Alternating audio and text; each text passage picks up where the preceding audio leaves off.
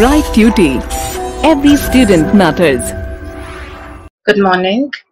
Today I'll be taking topic number 5, which is maladjustment in your chapter number 6, mental health and hygiene. First, I shall be discussing with you what is maladjustment, followed by what are the different signs of maladjustment, and then I'll be taking up with you what are the causes of maladjustment. Now, you must have heard this term, many times in your life also. It's a pretty common term. When we say that this person has adjusting qualities versus this person, he's not too adjusting in nature, right? Not too adjusting is fine, but when we say maladjustment, that is, it's a cause of concern. Maladjustment literally refers to faulty adjustment, inappropriate adjustment, or dissatisfactory, unsatisfactory adjustment. To what? To yourself. That is your own relationship with yourself. That is faulty. Or the conditions which are there, the prevailing conditions, prevailing situations. For example, I had given you one example in my previous videos also, where I had said that currently is a pandemic situation. If there is a person who is not at all able to adjust to the present pandemic situation, or he is using faulty behaviors or faulty measures to adjust to it, then that is a cause of concern, right? Or a person is totally maladjusted to other people who are present in his physical as well as social environment. So be it neighbors, he's not able to adjust with them at all, always fighting with them, always expressing anger, disgust, jealousy, hatred, hostility, could be anything. Or at school or at his work sphere, he never interacts with anyone. He does not like talking to anyone. Maybe, he has feelings of grandiosity that I'm superior to them, or could be that I'm too inferior to them. So he's having some kind of complexes, inferiority complex, or maybe a superiority complex, because of which he is always staying away from other people. So that shows his faulty adjustment or unsatisfactory adjustment. Could be to his own self, could be to the conditions present in his environment, or could be other people who are there in his physical and social environment. So this is what exactly is maladjustment. Some signs of maladjustment are, first is nervous disorders. So, you tend to get nervous whenever you are put in that particular situation, right? Or, when you are asked to move out of your comfort zone, or when you are asked to, interact with other people. Right, you show anxiety, you show social anxiety, let's say, panic, phobia, fear, right? You start worrying about it. So these are all symptoms of nervous disorders. Second sign of maladjustment is behavioral disorders. Your actions, they are all, not the appropriate kind of actions. So could be they are antisocial even in nature. You are showing aggression. You're kicking things here and there. You are, hitting people. You are maybe, even property destruction. So these are behavioral disorders. Your behavior is not appropriate. Your parents are telling you to do something. You are opposing that vehemently, strongly, physically, verbally. So in behavioral disorders, it's primarily the actions that you're doing which are totally, inappropriate actions. So they are termed as behavioral disorders. Next sign of maladjustment could be educational difficulties or vocational difficulties that you're showing. Educational difficulties could be in the form of your academic performance is very low. Suddenly, you were a good student, suddenly your scores have dipped. Or, since beginning your scores were pretty much on the lower side, below average kind, right? So it's important to understand what is the reason behind it. Why? Is it something to do with the environment at home? Is it something that the child has not been able to adjust to the school environment or the school setting? Could be that the child is away from his home. He's in the boarding school. He's not liking it at all over there. Or could be that he's a victim of bullying. So it's important to understand what all educational difficulties a person is failing. Could be vocational difficulties, some profession he's chosen for himself, some career option he's chosen for himself. He's pursuing a course for that. He's not able to adjust to that. Is it that he's chosen the wrong vocation for himself? Is it that he is, people in that course are bullying him? They are targeting him? Is it like that? So it's important to understand, is it that the child or the person is maladjusted? And second is, what are the signs of maladjustment that he is showing? Moving to the next part, this is about the causes of maladjustment. What are the different possible causes which can actually lead to maladjustment in a person? Most important one is an unhealthy home environment. Why do I say it? It's the most important one because home is the place where you spend maximum amount of time. Your maximum daytime and your nighttime is spent at home only. So if it is an unconducive or an unfavorable home environment, that is going to have maximum impact on you. So let's say, there is a case of a particular case where the parents have separated from each other, right? Not divorced, but living separately. Or uh, worse than that, it's a divorced family. Could be that there is a step parent in that family. Could be that, the parent drinks a lot, he is an alcoholic. Could be that the parents are drug addicts. All these things are, features that it's a very unhealthy or an unconducive or an unfavorable home environment for any person. Could be that, because of divorce or separation, the child is being brought up by a single parent. Now it's very important that, if both the parents have equal role, equal importance for a child. So if it's single parenting, that can also, have an impact on a child, and especially if it happens at a very tender age, young age. Children are very sensitive, so they are not able to understand, why everybody has two parents, and this child is being raised by just one parent. So that can be very uh, difficult for a child to handle. Could be that the environment that a person is living, it has low morals, low social standard of a family. That is also going to have an impact on the mindset, mental health, and even the adjustment level of the person. So it's important that high moral values are being taught to the child. It's important that there should be some good social standard of the family as well, so that when the child goes out, right, when he interacts with other people, he doesn't feel that he's inferior to them in any way. Second one is heredity causes. So there is a chance that a person may feel inferior because of his inherited defective mental setup.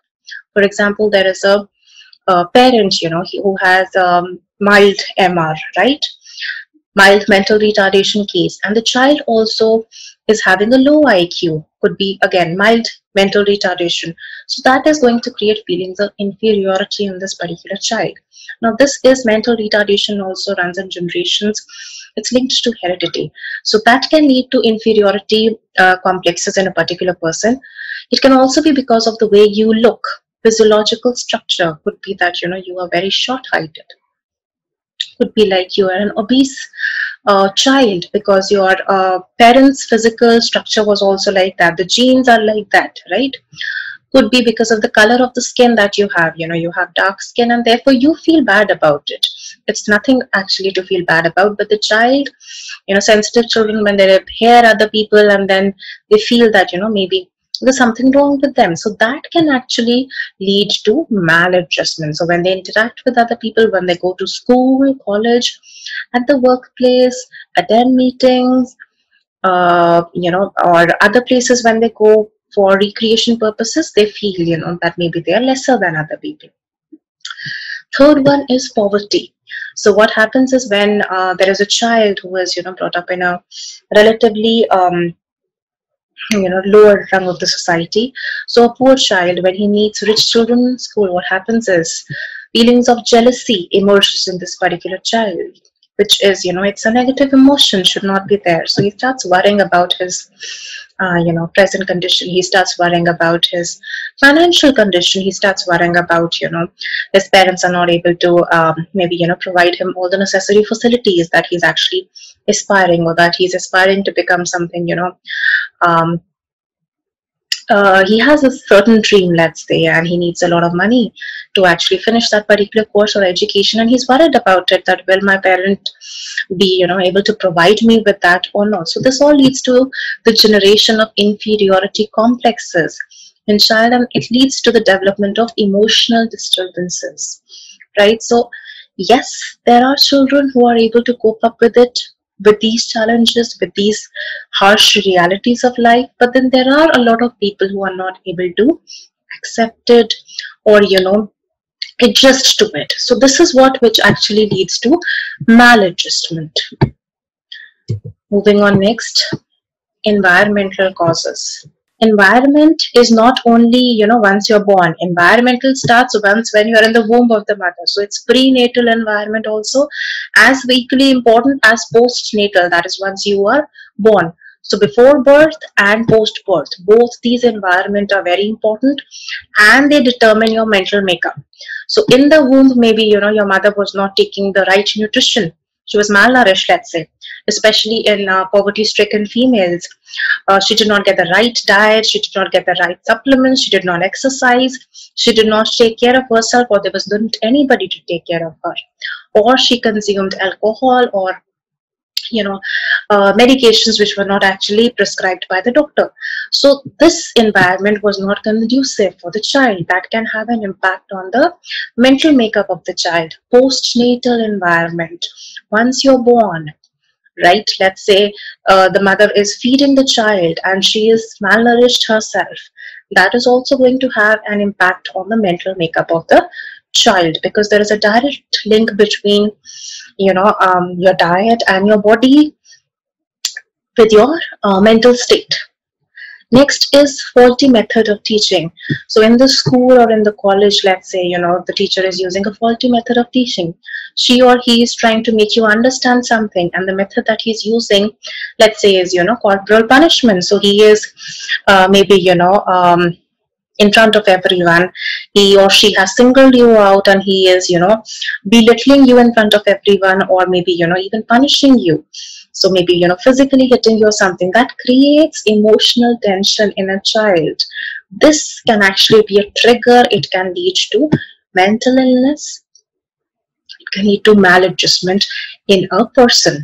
So it's important that the teaching pedagogies or the methods which are employed by teachers in the school, in the classroom, in the college also must be correct, appropriate methods. Next is strict discipline. Now this could be at home or could be at school also. So if your child is being brought up in a highly strict kind of environment, discipline, it's important that there should be discipline, but too much of discipline, giving severe punishments to the child if he is not showing a disciplined kind of attitude, or at times he breaks the discipline, that can have a lot of impact on the child's mental makeup. Next is lack of equipment or facility.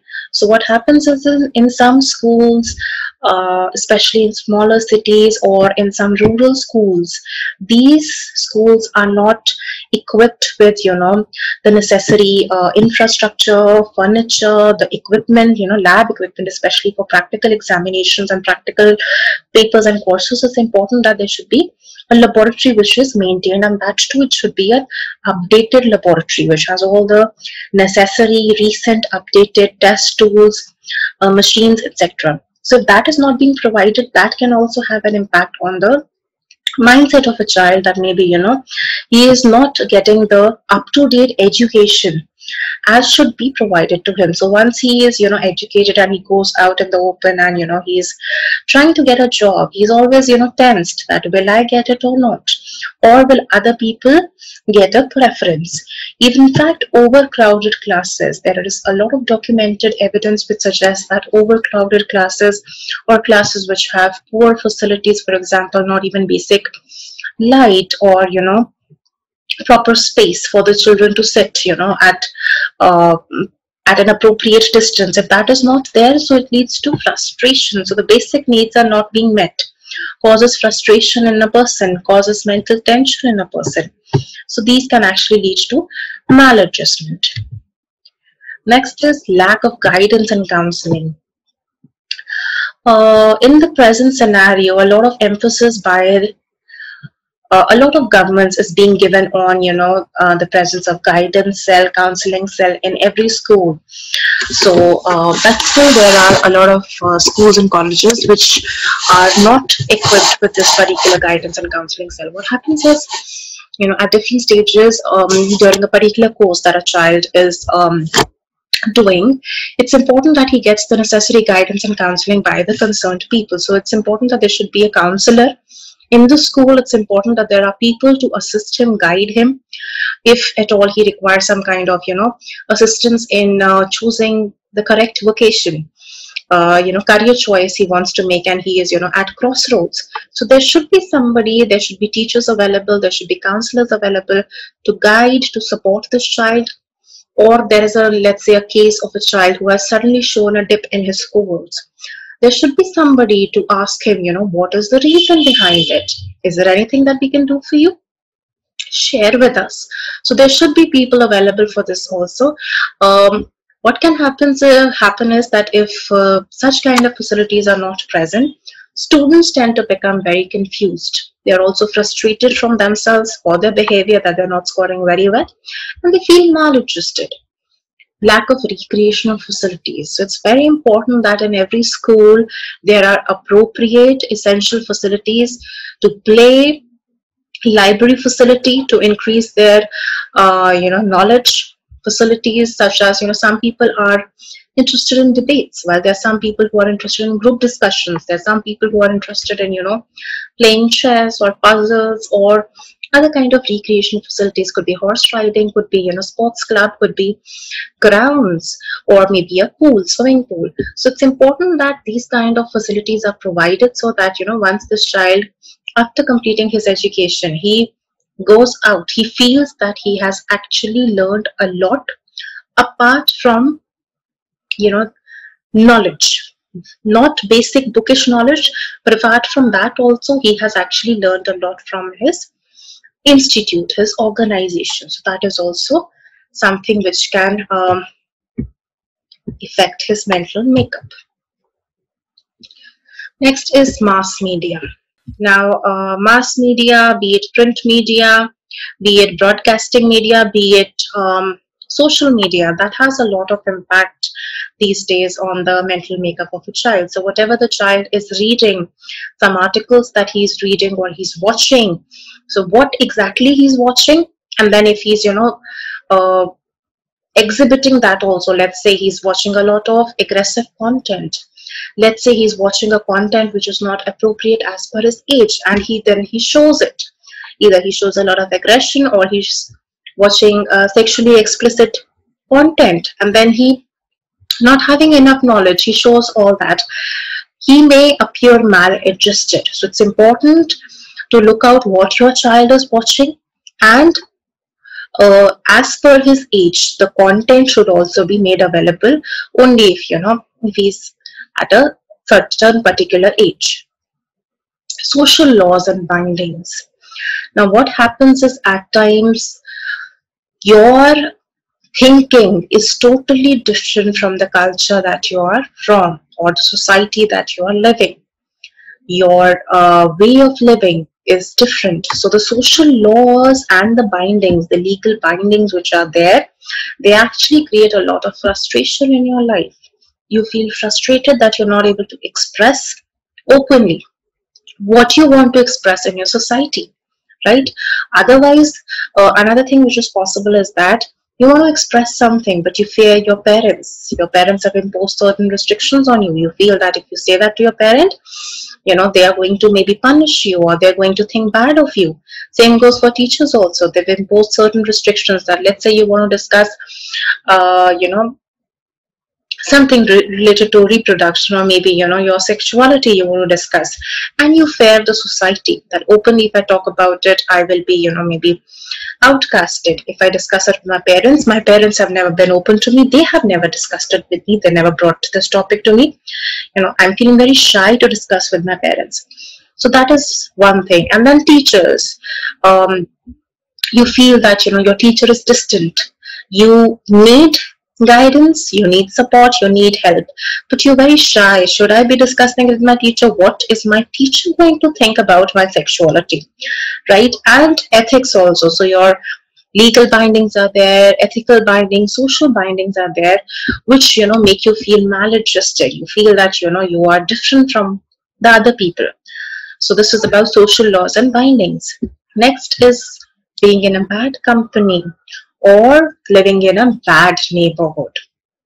What happens is your company determines whether you actually start showing delinquent activities or not, developing delinquencies or not. Delinquencies is when you're doing something wrong in terms of behavior. So, either lying, could be in the form of stealing, could be like obscene talk, could be teasing.